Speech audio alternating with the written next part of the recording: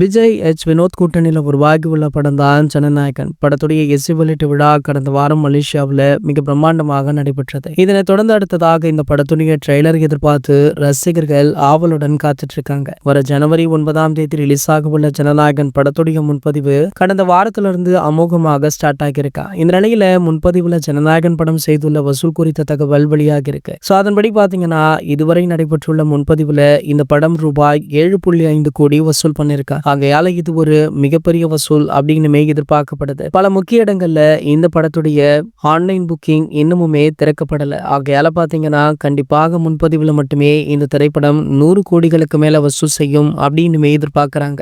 அப்படி இந்த திரைப்படம் அந்த வசூலை எட்டினா ரஜினி சாருடைய 75 ஆண்டு கால சாதனையை தளபதி விஜய் அவர்கள் முறியடித்து விடுவார் அப்படின்னு தளபதி ரசிகர்களுமே தற்போது கணக்கு போட்டுவிட்டு அந்த டார்கெட்டை ரீச் பண்ணணும் அப்படின்னு ஆவலுடனுமே காத்துட்டு இருக்காங்க. அதற்காக பல முன்னேற்பாடுகளுமே நடைபெற்று வருது. மேலும் பாத்தீங்கன்னா ஜனநாயகன் திரைப்படத்திற்கு பல ஸ்பெஷலான விஷயங்களையுமே ஏற்பாடு பண்ணி வச்சிருக்காங்க.